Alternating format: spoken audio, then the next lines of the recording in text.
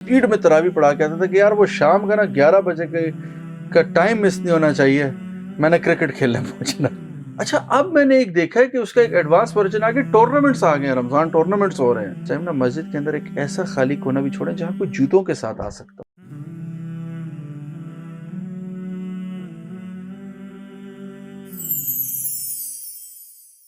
السلام علیکم ورحمۃ اللہ۔ وعلیکم السلام ورحمۃ اللہ۔ اچھا اسامہ بھائی، we have a very youthful nation الحمدللہ، اور اس میں ہم دیکھتے ہیں کہ جیسے کہ رمضان میں جو آگے ہمارے رمضان آ رہا ہے، تو کیونکہ ایک ماحول بنا ہوتا ہے تو یوتھ بھی اس کا پارٹ بن جاتی ہے، بٹ کہ اس میں کچھ ایسی کوتاہیاں بھی سرزد ہو جاتی ہیں جس کی وجہ سے جو رمضان کا اصل ہمارا مشن ہونا چاہیے ایز اے مسلم، اور زیادہ سے زیادہ نیکیاں عبادات کرنے کا، سمیٹنے کا، تو وہ کہیں بیک ڈراپ میں بھی کبھی چیز چل جاتی ہے۔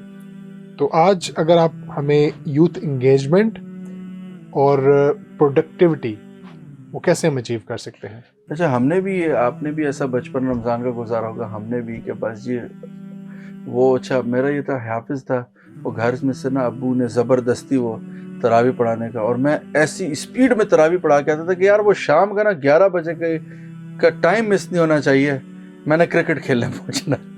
فوکس ہوتا تھا کہ یار کرکٹ کھیلنا ہے، سحری کے بعد بھی کرکٹ کھیلنا ہے۔ اچھا اب میں نے ایک دیکھا ہے کہ اس کا ایک ایڈوانس ورژن آ گیا، ٹورنامنٹس آ گئے ہیں، رمضان ٹورنامنٹس ہو رہے ہیں۔ یہ رمضان کی راتیں، یہ میں نے شروع میں ہم نے ایک بات کی تھی کہ یہ مہمان نا بہت کچھ لے کے آ رہا ہے، اس مہمان کو اگنور نہ کریں۔ آپ اس کو گھر میں چھوڑ کے باہر کرکٹ کھیلنے نکل گئے، آپ کریں گے کسی مہمان کے ساتھ، آپ کا مہمان ہو، یہ مہمان آپ کے ساتھ کرکٹ نہیں کھیلے گا،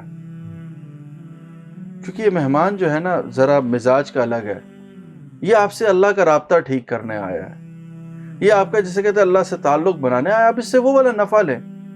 آپ اس کو کرکٹ میں کیوں ضائع کر رہے ہیں اس مہمان کو؟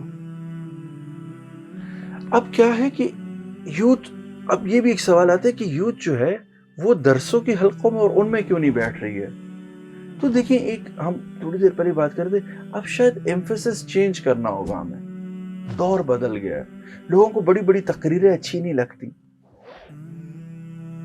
رسول اللہ صلی اللہ علیہ وسلم کی جمعے کے حوالے سے عائشہ رضی اللہ عنہا سے پوچھا کہ کتنا ہوتا تھا، انہوں نے کہا اتنے جتنی دیر میں 4 رکعتیں پڑھ جاتی، یعنی 2 رکعتوں کا خطبہ، 2 رکعت جو نماز پڑھ۔ چلے ہم کہ کتنا ہو جاتے ہو، صحابہ بھی کتنی لمبی نماز پڑھ لیتے ہوں۔ اعتدال۔ اب ہمارے ہاں رمضان میں جی ہم لیکچرز کی تیاری کرتے ہیں، ہم انگیجمنٹ دیکھیں، یہ اب دور انگیجمنٹ کا ہے، لوگ جانتے ہیں اب پڑھنا مشکل نہیں ہے۔ ابھی اس ٹائم کوئی جسے کہتے ہیں نا وہ جسے کہتے ہیں فقہ الجنان، مطلب صراط الجنان کی تفسیر کو سمجھنا چاہتا ہے یا تفہیم القرآن کی تفسیر کو سمجھنا چاہتا ہے، پورے کانٹینٹس مل جائیں گے۔ وہ جو بڑی بڑی 11 والیومز کی کتابیں، اب ان کو پڑھنے کی اتنی ضرورت محسوس نہیں ہوتی۔ سارا نالج جو ہے، آپ نے کسی پرسنالٹی کے بارے میں جاننا ہو، اب آپ کو لائبریری کھنگالنے کی ضرورت نہیں۔ Now it's a time of engagement. اگر میں سمجھتا ہوں جو مربی ہیں یا جو مینٹورز ہیں، وہ جو یہ رمضان کی تیاری کریں، وہ ایک اور کام کوشچن آنسرز کے سیشنز کو پروموٹ کریں۔ اچھا ہم ایک لرننگ بڑی کرتے ہیں، جب میں نیدرلینڈس میں فیلوشپ پہ تھا تو وہاں ہمارے تھے John Adams, he was founder of development studies. تو انہوں نے نا میں نے ان سے ریکویسٹ کی کہ ہم آپ سے اور نالج گین کرنا چاہتے ہیں۔ انہوں نے کہا یار it's a time to get exposure, knowledge والے فیس سے اب آپ آگے آ گئے ہو، you have the knowledge, you have access to knowledge. کہتا ہے نالج کا یہ مطلب نہیں ہوتا کہ سب آپ کو فیڈ کیا جائے۔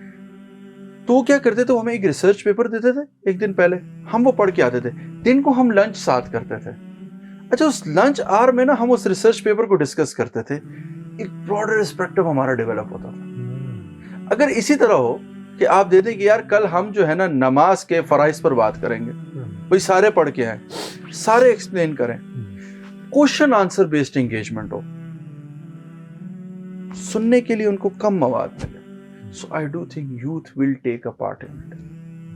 آپ ایک بک شروع سے رمضان میں شروع کر دیں، کوئی بھی بک، ایک جیسے سیرت النبی صلی اللہ علیہ وسلم کے رائق المختوم ہے، آپ نے بھائی اس کو فکس کر لیا کہ بھائی یہ ہم پڑھیں گے مل کے اس کو ہم نے ختم کرنا ہے. اب روز اب وہ چیپٹر پہ ڈسکشن جو ہے that will engage the other. So جو آپ کا سرمن ماڈل ہے اس سے شفٹ کر کے آپ انگیجمنٹ ماڈل پہ آئیں تو یوتھ کو جسے کہتے ہیں نا بینیفٹ ملے گا. اچھا, اور یوتھ کا جو ہے نا مسجد کے اندر رات کو انگیج کرنے کی آپ لوگ کوشش کریں. رات کا ٹائم فری ہوتا ہے یا یہ موبائل میں ضائع کر دیتے ہیں, مسجد میں ہی بلائیں, وہیں پہ ان کو کہیں ڈیٹا آن کر لیں, وہ ڈیٹا پروڈکٹیو یوز کروا دے نا. یار فلاں پرسنالٹی کے بارے میں یار سوچو, یار آج سلائیڈز بنا کے کوئی لیا, یار فلاں بندہ یار آج 5 منٹ کی پریزنٹیشن دے گا. آج کل مساجد میں ہے, میں کیونکہ ہمیں دیکھیے سٹیز میں جو فیسلٹیز ہیں ان کا فائدہ اٹھانا چاہیے ہمیں. سو اس طرح کے ان کے لیے انگیجمنٹ پیٹرن جب سیٹ ہوں گے, سو آئی ڈو تھنک کہ یوتھ خود انجوائے کرے گی. دیکھیے یوتھ بہت انتھوزیسٹ ہے دین سیکھنے کے لیے, لیکن ابھی تک وہ غلط ٹریپنگس میں بھی چل. اگر آپ نے ان کو ٹھیک سمت کرنی, ان کو انگیج کریں, ان کو کوشچن کرنے پہ پابندی نہ لگائیں. میں تو کہتا ہوں باقاعدہ اس ٹائم نا مسجد کے اندر ایک ایسا خالی کونا بھی چھوڑیں جہاں کوئی جوتوں کے ساتھ آ سکتا ہو.